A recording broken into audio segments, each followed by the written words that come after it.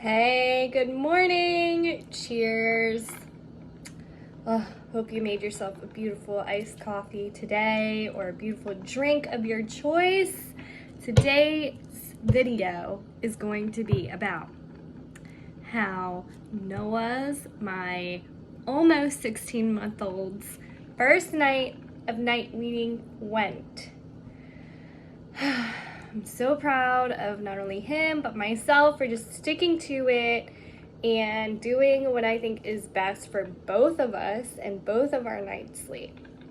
So, without further ado, let me take a sip.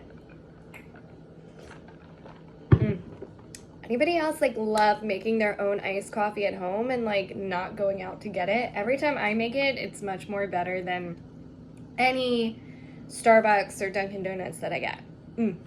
Anyways, don't get me wrong, I had Starbucks yesterday at Target, but that's just because I went to Target, and that's kind of what you do. Plus, Noah was being crazy, and I felt it was a reward. Anyways, so Noah's routine has been, my mother has been helping me out and giving Noah a bath at night, and he is usually asleep by about 9:30. And he usually always wakes up around midnight, don't you? He's sitting in front of me eating some snacks. So he usually wakes up around 11:30 midnight, and then I'll nurse him back to sleep in our bed. We are co-sleeping. I've always co-slept, and I know that's not everybody else's favorite, but that's just what has worked for us. I have traveled a lot. I have not had a crib or a pack and play in a lot of places, so it's just been better for him to sleep with me. So he slept with me. He woke up around 11:30 last night, and I think I nursed him. So I'm trying to do the strategy where their doctor said don't nurse from 11 p.m. to 6 a.m. And I was like, cool, that's a great strategy. Trying to explain to Noah that when the sun goes down and the moon comes up, that mommy's milk is not there. So that's what I've tried to explain to him. So he goes back to sleep, and then he woke up at 3 a.m. Okay, so this was the huge test. Can I do it? He just dropped his water. Hold on one sec. Oh, what? Wait, you want your water? Okay, so 3 a.m. crying. So first I said, okay, let me just try to lay in bed and cuddle him back to sleep. So I cuddled him, and he's just crying and crying and crying, flinging himself all over the place. He just threw his water again. You don't want your water? Okay. One more.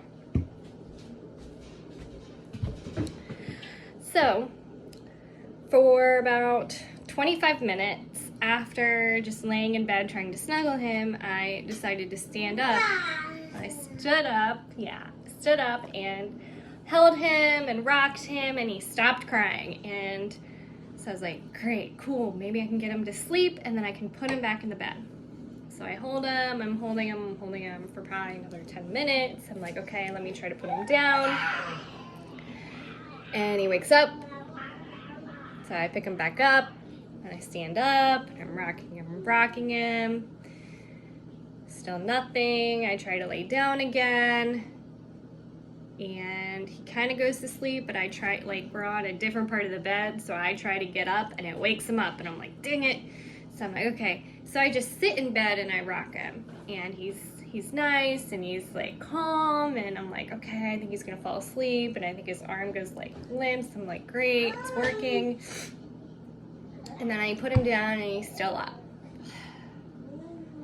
So I'm like, okay, let me just pick him back up again and rock him and rock him and rock him, sing to him. He likes ABC song right now. So I finally rocked him, and I laid him down really, really, really gently, and I could tell he just wanted cuddles, because then he cuddled up really close to me, and finally he just went, and went to sleep at 4:38 a.m. So he was not having it and causing a scene for about an hour and a half. But he went to sleep, and then we got up around 7:55 a.m.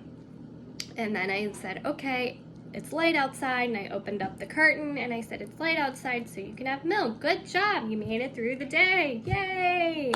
And just made it really exciting. I think they understand more than we give them credit for. This was a great first night, and I think it's even helping throughout the day for him to just feel more empowered in his decisions and to not just come to me for milk, for comfort. Trying to practice that throughout the day, anytime he might fall, or, you know, if he's overstimulated, sometimes he wants milk, and I'm like, are you hungry, or do you want milk, or what's going on? So I'm trying to be more discerning of when he actually is hungry and needs milk, or when I want to breastfeed and what's good for us. So I am prepping this night weaning because I want to put him in his own crib starting on Saturday, and today is Friday. Yeah, we're excited. So yeah, so this is kind of my gentle part of it, of like night weaning, Thursday and Friday night feeding, so that Saturday when we put him in his own bed, he's like, I understand, I'm not getting milk, I need to put myself to bed. So usually he's waking up like every couple of hours for milk, and I am just not about that anymore. It's ruining both of our sleep, and I just like need to help him understand that he doesn't need milk throughout the night. He's getting food throughout the day, so he's okay, growing well.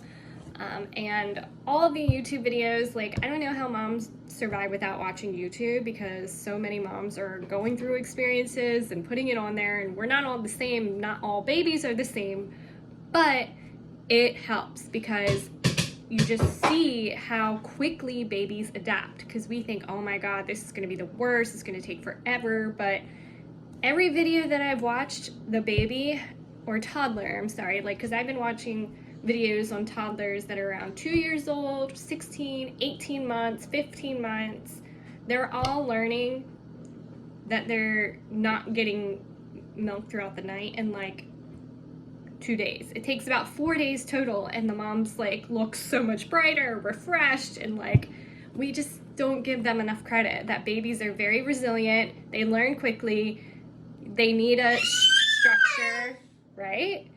And they're very forgiving. They love us, you know? So that is my story. I gotta go, but night wean if you want to, and let me know if you have tried it yourself. Have a great day.